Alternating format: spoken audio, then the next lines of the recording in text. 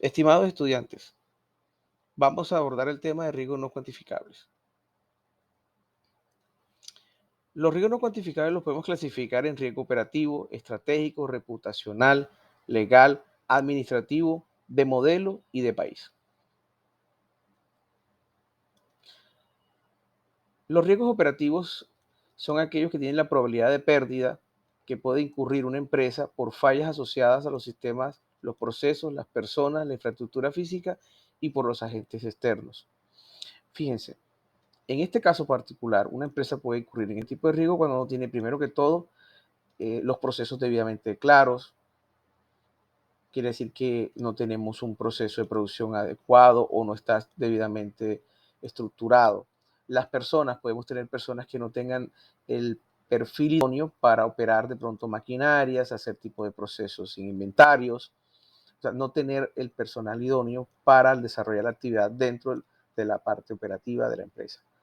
La infraestructura, podemos estar adoleciendo de un espacio no adecuado, puede tener deficiencias en todas sus partes, puede haber espacios que no están, que no sean lo suficientemente amplios para desarrollar la actividad de proceso, podemos estar haciendo una producción dentro de espacios no salubres. Infraestructura física y tecnológica, también tenemos que pensar mucho en la tecnología, podemos tener equipos obsoletos o podemos tener equipos que definitivamente requieren una transformación o un proceso que permita que la tecnología lo transforme y le dé oportunidades de desarrollar sin lugar a dudas mejores procesos, mayor producción y ser más eficiente, efectivo y eficaz dentro del proceso.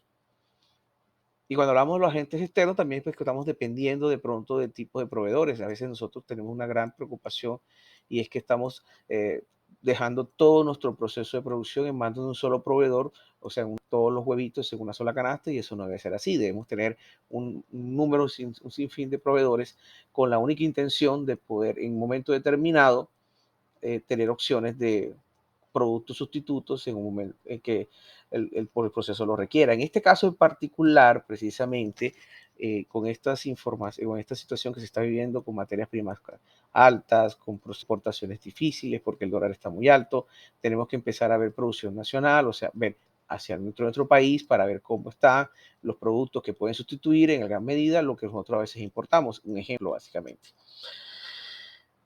Riesgo estratégico es la probabilidad de pérdidas en que puede incurrir una empresa generada por inadecuados planes estratégicos de negocios, decisiones comerciales equivocadas y cambios en los mercados que afectan su posición competitiva.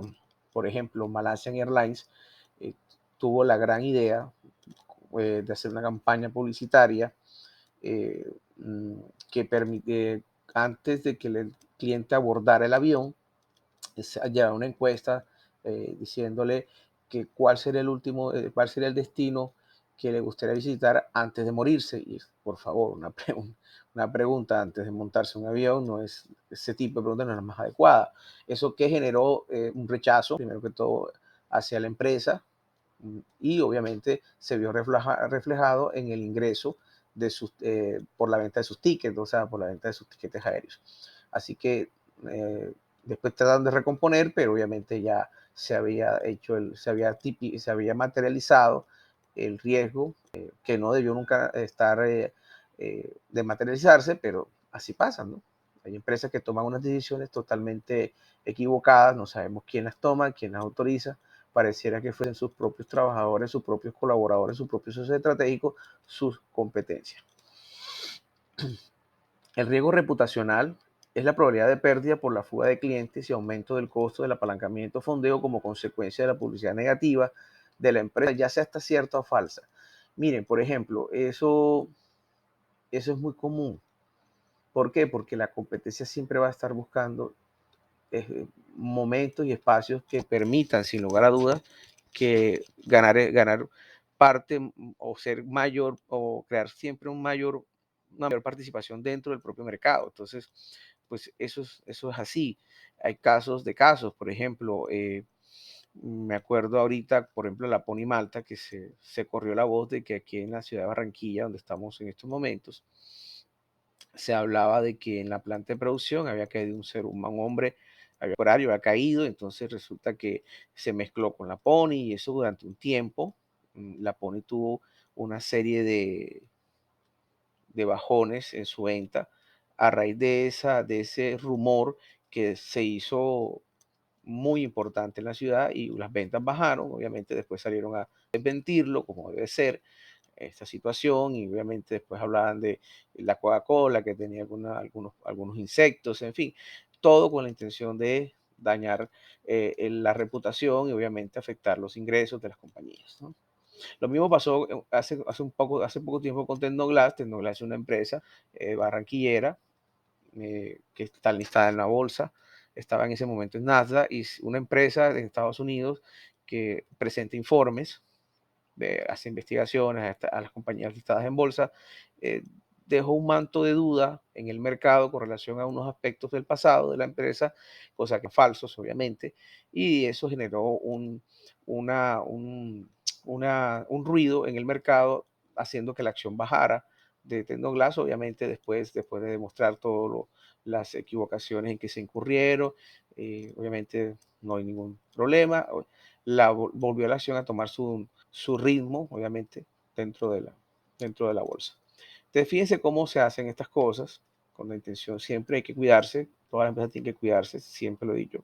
La reputación lo es todo en el mercado, así que es muy importante. La parte legal, el riesgo legal es la probabilidad de pérdidas que puede incurrir una empresa por inexistencia o por fallas en la elaboración e interpretación de los mismos. Eh, Saber hacer contratos es fundamental en las empresas, saber leerlos, saber entenderlos y obviamente hay que blindar a la compañía en la parte legal, hay que tener a nuestros trabajadores afiliados a las GPS, a la ARL, al fondo de pensiones. Fíjense, hay personas que deben entender algo muy importante, trabajamos con personas, seres humanos y seres humanos necesitan estar siempre asegurados. A nivel de contratos hay que hacer contratos legales, contratos que no le lleven a perder recursos a la compañía y riesgos, ¿no? Obviamente que son financieros, no hay necesidad de llegar a esos extremos. Lo importante es siempre trabajar con la legalidad y evitar caer en esos vacíos legales que pueden ser muy perjudiciales. Aquí les cuento rápidamente, hay una empresa que trabajó en Cerrejón, tenía 1000 trabajadores, esto es caso de la vida real, se le dio por no pagar en sus prestaciones sociales de cesantías y primas, eh, la base para liquidarla, no utilizó el auxilio de transporte por orden del dueño de la compañía y esos 1000 trabajadores al finalizar los 10 años con la compañía donde estaban laborando, salieron y hicieron sus demandas. Legalmente van a ganar, lo han hecho, han ganado su reclamación. Eso es un aspecto legal, es un tema que no debió pasar, pero obviamente el costo es altísimo. Están pagando, la última vez que escuché, estaban alrededor de los 15.000 millones de pesos. O sea, son desfalcos que la propia empresa evita en un momento determinado, debe evitar, pero por un valor mínimo no debe exponerse a ese riesgo tan gigantesco. Los riesgos administrativos, también conozco el caso de una empresa donde yo voy a reemplazar a una persona y dejó un tema muy claro, o sea, había que reclamar en incapacidades 1.800 millones de pesos de incapacidades no cobradas. Yo logré cobrar 600 y quedaron 1.200 sin cobrar, 1.200 millones de pesos. Esa es la probabilidad de pérdidas que puede tener una empresa originada por el desconocimiento, falla de unidad o deshonestidad de funcionarios. Entonces, aunque no fue deshonesto porque dejó toda la información, de pronto el desconocimiento de no saber que tenían un vencimiento, fíjense todo lo que captó, 1.200 millones de pérdidas. Entonces, esos son temas delicados a nivel administrativo, ¿no? El riesgo de modelo son las probabilidades de pérdidas que puede incurrir una empresa por limitaciones o simplificaciones excesivas del modelo de medición del riesgo. A veces, por ejemplo, los modelos están cambiando de las empresas. La pandemia nos enseñó, obviamente, a que lo que hacíamos antes de una manera cambió ahora.